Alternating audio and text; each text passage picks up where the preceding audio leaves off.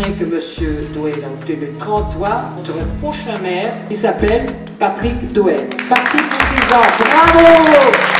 Et félicitations! On continue. À toi la parole. Je remercie très sincèrement tous les membres du conseil municipal qui m'ont accordé leur confiance. Je la reçois avec beaucoup d'émotion. J'en mesure à nouveau pleinement l'exigence. J'en mesure à nouveau pleinement la responsabilité. Je veux une nouvelle fois remercier avant tout, et en tout premier lieu, les Belleuilloises et les Belleuillois, qui nous ont accordé leur confiance. Le résultat de notre liste, élue avec 77,28% des suffrages exprimés, et une majorité dans chacun des 10 bureaux de vote de la commune, est d'autant plus remarquable que la mobilisation des électrices et des électeurs, comme partout dans le pays, a été difficile dans la dernière ligne droite en raison de la crainte d'être contaminés.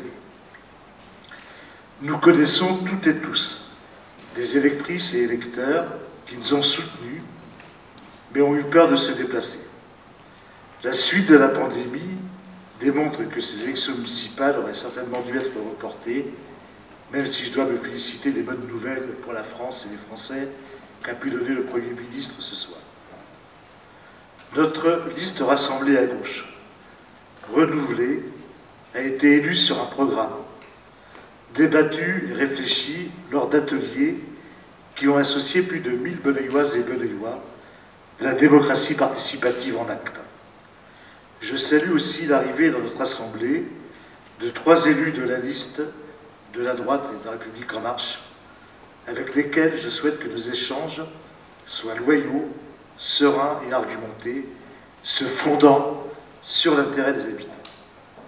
Enfin, avant de poursuivre mon propos, je tiens à rendre hommage au personnel soignant et non soignant des hôpitaux, au personnel des grands services publics ou de grandes entreprises privées, désignées parfois par le président de la République il n'y a pas si longtemps, encore comme les derniers de cordée, et qui ont fait preuve d'une abnégation sans nom pour faire face à la crise sanitaire majeure que nous continuons de traverser.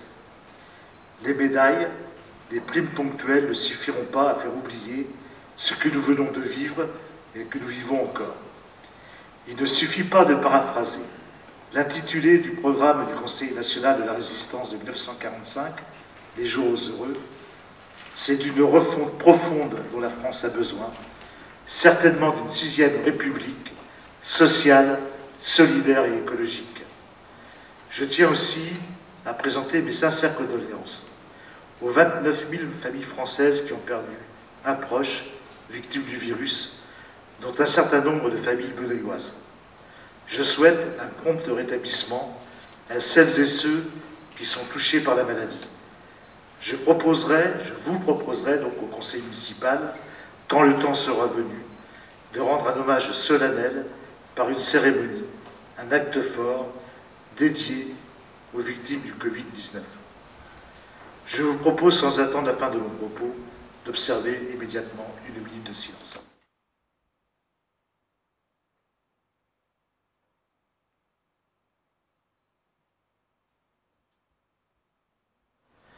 Ma conception du rôle de maire, fédérateur, rassembleur des énergies et des talents divers au service de notre feuille de route, qui est notre programme, élaboré avec la population.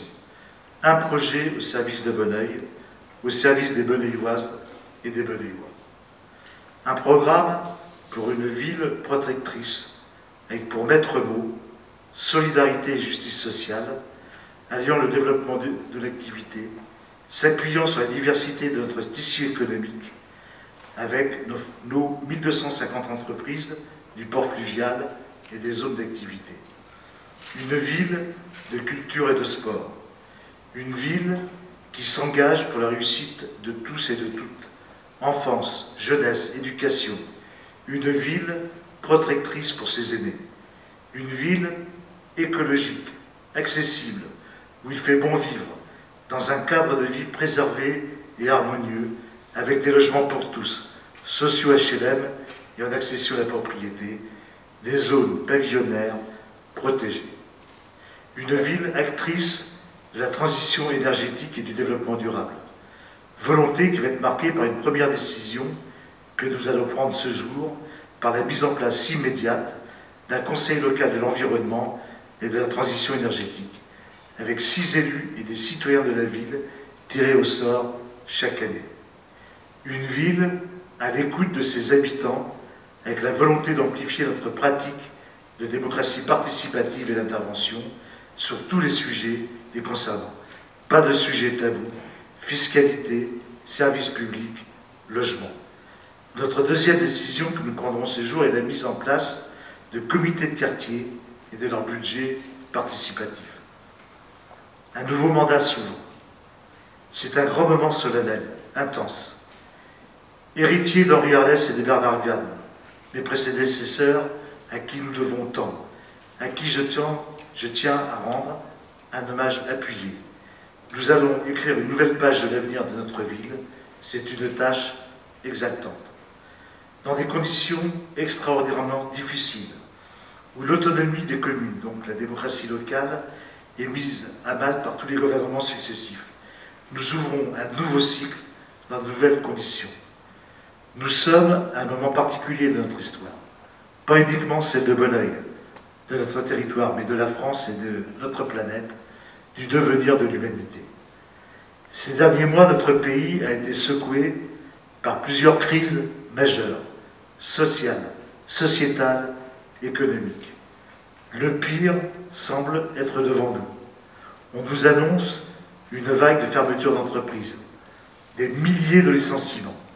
Sans être oiseau de mauvaise augure, il va falloir s'accrocher, modifier, adapter notre programme et nos budgets pour faire face à la crise alimentaire qui sévit déjà, au chômage des plus jeunes, des plus précaires, des femmes, toujours premières victimes. Mais fort de notre expérience, de notre bilan, de notre histoire, nous allons devoir inventer l'avenir. Car oui, la meilleure façon d'inventer cet avenir va être de conjuguer la force de l'histoire avec l'énergie de tous les talents de la population. Oui, la population, ces dernières années, a exprimé des attentes fortes. Mobilisation contre la loi travail, mobilisation des gilets jaunes, mobilisation pour défendre la sécurité sociale et sa branche retraite, mobilisation pour les personnels hospitaliers et pour la défense de notre système de santé. Autant de mobilisations qui vont certainement connaître un rebond majeur quand la crise sanitaire sera dépassée. Nous allons, nous, équipe municipale, devoir répondre et nous engager sur tous ces sujets dans les semaines à venir. Pour ma part, je ne me résigne pas à ce qu'une partie de la population ne dise que non, se dise que la politique, ça ne sert à rien, que tout cela est pareil, que cela n'a pas d'impact dans la vie quotidienne. Montrons-leur, ici, à Bonneuil-sur-Marne, que oui, on peut transcrire nos idéaux, nos valeurs, nos rêves dans des actions concrètes qui changeront la vie au quotidien pour les familles, pour les générations, pour toutes les Bonneuilloises et les Bonneuillois dans leur diversité. Et je crois que le renouvellement des pratiques politiques passe par l'amplification de la démocratie directe. Je pense même que c'est une obligation, un devoir pour faire société tous ensemble, avec pour ambition l'humain et la planète d'abord. La force de notre projet, c'est qu'il a été construit avec les Bonneuilloises et les Bonneuillois et devra continuer à l'être. Sans cesse, il faut remettre l'ouvrage sur l'outil de la démocratie participative. Notre projet de ville, avec la poursuite du grand projet de rénovation de Fabien au cœur, n'est pas seulement un projet pour Bonneuil, mais un projet qui vient de Bonneuil. Et Bonneuil, c'est d'abord et avant tout sa population. Bien sûr, cela doit se faire et se fera dans le respect du rôle des élus, à qui il appartient de fixer le cadre de discussion, à qui il appartient in fine d'assumer les décisions, même quand cela n'est pas facile. Mais je suis convaincu que notre projet, notre action, sera plus innovante, plus ancrée dans le quotidien des Bonneuillois et des Bonneuilloises, plus imaginative, plus apte à répondre aux défis d'aujourd'hui, si nous savons fabriquer la ville avec ses habitants.